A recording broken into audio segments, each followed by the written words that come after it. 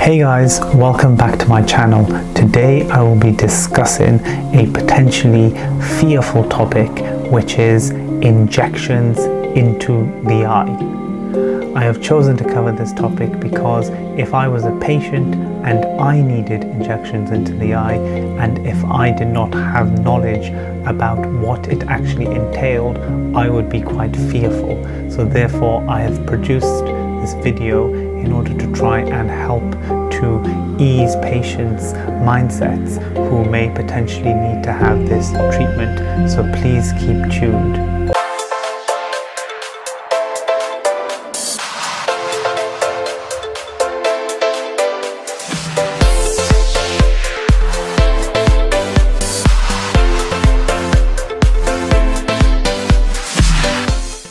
So in this day and age, injections are given into the eye for several different reasons, but probably the most common reason that injections are given into the eye is to treat wet macular degeneration.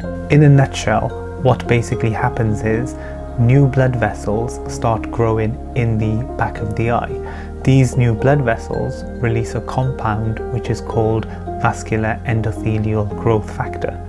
What vascular endothelial growth factor then does is it stimulates the growth of further blood vessels.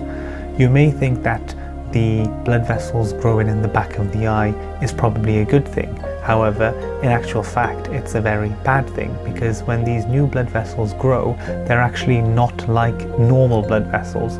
They're very thin, they're very fragile, and they're prone to bursting and leaking fluid and blood.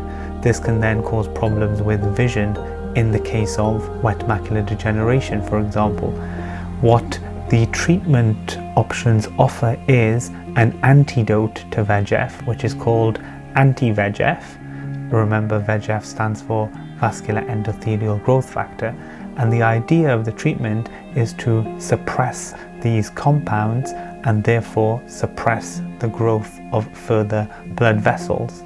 Please do kindly watch my video about macular degeneration, where you can learn more about what wet and dry macular degeneration are, and therefore this will help with the knowledge I'm about to impart during this particular video. So on screen I have shared a screenshot of the macular degeneration video, and in the box below I will also provide a direct link to the video itself.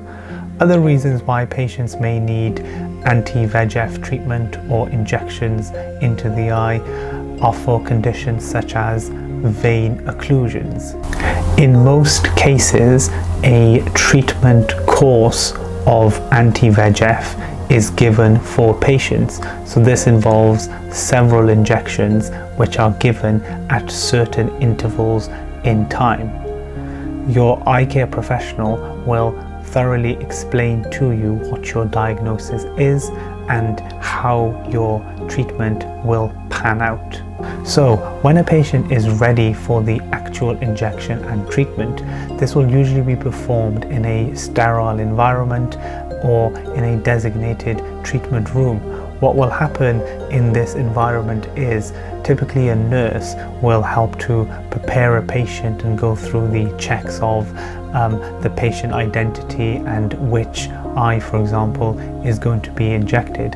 After this, numbing drops are typically placed into the eye, and in addition to that, some iodine is also placed into the eye to kill sort of the bugs that are living on the surface of the eyelids and lashes, and potentially on the surface of the eye. The eye doctor or the allied healthcare professional, as this procedure in hospital settings is also carried out by other members of the team, such as specialist nurses, will then prepare themselves by thoroughly cleaning their hands with iodine solution and preparing a sterile field and environment. The patient will then be instructed as to what is about to happen, and everything will be explained ahead of time to put the patient at ease. The initial aspect of the procedure will involve cleaning around the eyes and eyelids in particular, and the eyebrows. That's because that's where the majority of bugs normally live on our skin, which are a big potential source of infection. After this cleaning has been done and the area has been dried, something called a drape will be placed over the eye, and this helps just to keep the whole area sterile. A little device called a speculum is then placed into the front part of the eye, and it just gently parts the eyelids so that there's enough room to work within the eye. A certain location will then be chosen to inject, and then a very, very fine needle is passed into the white part of the eye and injected. The whole actual injection part of the procedure takes less than 5 seconds, but the preparation needs to be thorough and meticulous in order to make the procedure as safe as possible. After the injection has taken place, some antibiotic drops are placed into the eye, and then the speculum is removed, which marks the end of the procedure. The patient is then typically given an information leaflet for things that they need to look out for, which could indicate that an infection may have developed in the eye, relevant numbers for who to call, and they'll be given antibiotics, typically to use 4 times a day for between 5 and 7 days. Anti-VEGF treatment is potentially not suitable for everybody. The most obvious reason why it may not be suitable is if the patient has an allergy. The second context in which it is not usually given is in pregnancy, and in certain instances it tends to be used with extreme caution, such as those patients who have recently had a stroke within the past 6 months, or those patients that have very high uncontrolled blood pressure. So I mentioned earlier that consent will be taken for this procedure to take place. As part of the consent procedure, as well as the discussion about the potential benefits that the patient will get, which is to try and preserve their vision and improve their vision, the risks will need to be discussed with the patient. The most frequent risks that are explained to patients as part of the consent process are things such as infection, swelling, inflammation.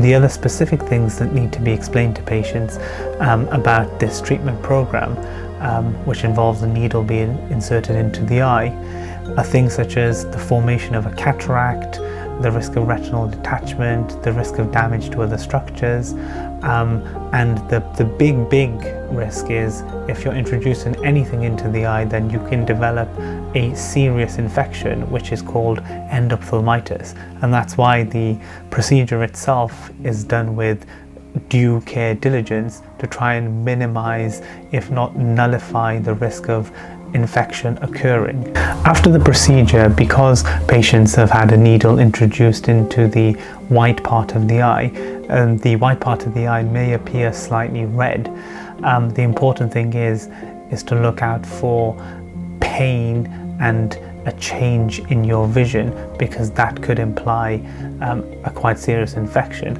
Other quite common things that can occur are floaters, but the key thing to remember is if there's any symptoms that you are experiencing, that you are concerned about, then definitely speak to your eye care professional, and it's better to have things checked out rather than worry about them. But please do not forget the key symptoms to look out for and to act upon promptly are a eye which is progressively becoming red, painful, sensitivity to lights and floaters, and a change in vision.